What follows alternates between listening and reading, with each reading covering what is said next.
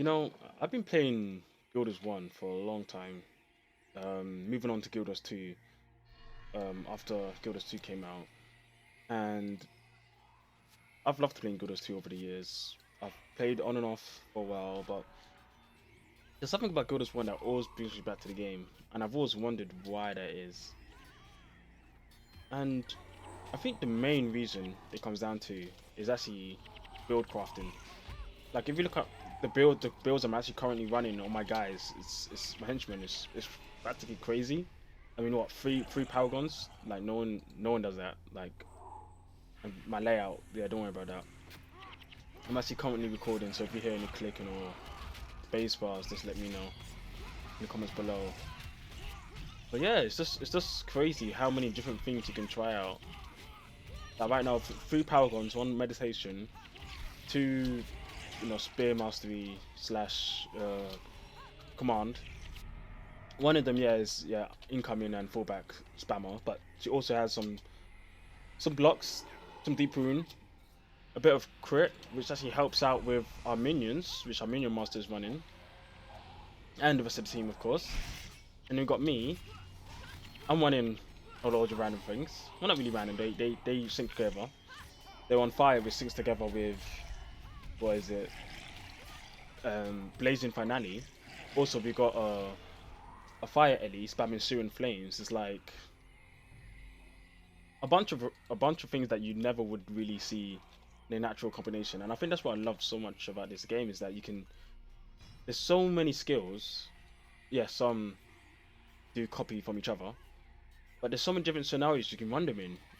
Plus, since there's so many different classes, on top of that, the fact that we have just a mix of having a second profession on top of that, it's literally almost endless the type of things you could come up with on build crafting. And it all seems to work, and I think that's one thing that Guilders 2 has lacked. And maybe I think that's a fundamental thing that Guilders 2 lacks on top of Guilders 1. There's a couple of things that Guilders 2 doesn't carry on from what made Guilders 1 so great.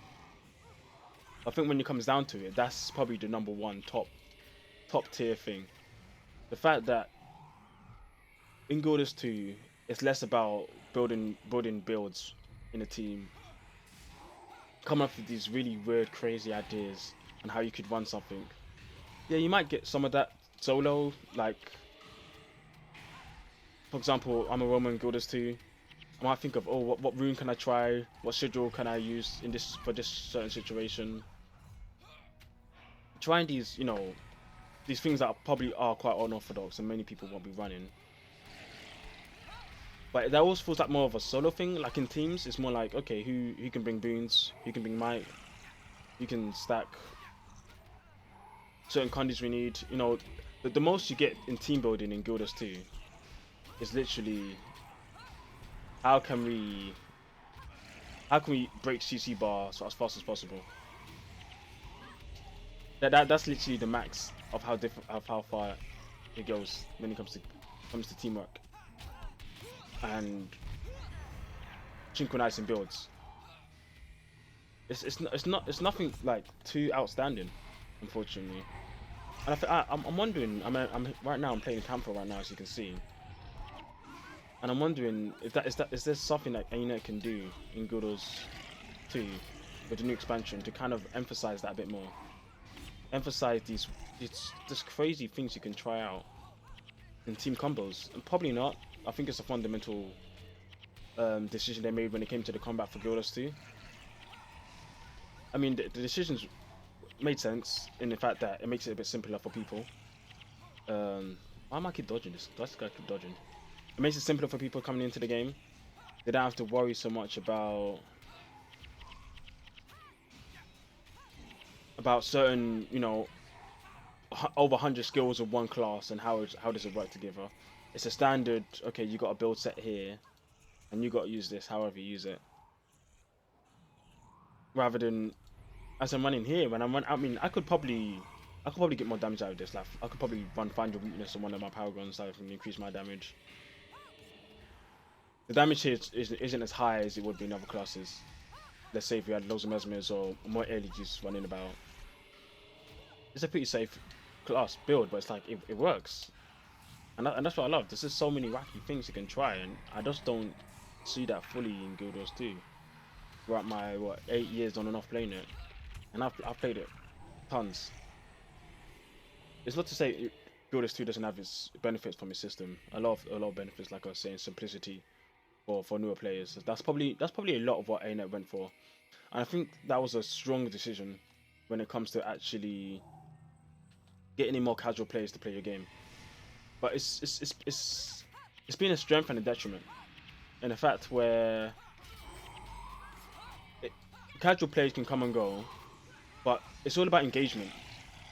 You see all these companies right now, they're talking about all about engagement. It's all about how can we keep people playing our game constantly, keeping them in our stores and so on. If you get people coming into your game, literally probably like what, once every release, like let's say right now in Guild Wars 2, a lot of vets, they just come for the releases, and then after that, if they're gone, they're not playing anymore.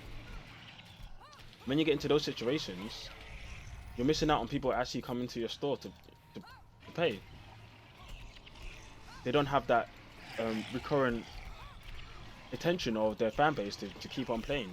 Yeah, there's some people who come in to do dailies often, and maybe the daily fractals and so on, but it's not as emphasized as I feel like they could have made it if they really thought about the core player base rather than the casual come once every 4 months or 5 months, or even longer than that, to come and play to see what's going on in the game after they haven't played for so long, who aren't as invested in putting in money to buy some gems or even buying the new expansion, because they're just taking it at their own rate, they're playing at their own pace, and they don't really care what's coming up over the horizon.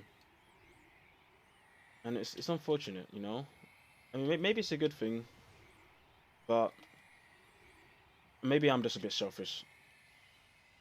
But I think it was a missed opportunity in that aspect. And I think that's something. If Guild Wars 3 ever is a thing, oh wow, I almost missed that. If Guild Wars 3 ever is a thing, I hope they actually think about that in the future. Think about bringing in. Oh, think about, there's a fucking daddy long legs in my room.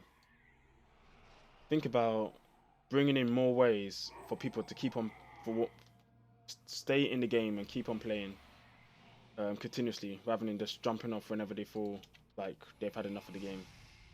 Let's drop this. But that's just some thoughts of mine. A quick video. Tell me what you think below. I know that this build isn't the best. There's so many things they could do to improve this, but I just literally just jumped on the game after thinking of this idea after so long. A couple months, I think, the last time I came on this game.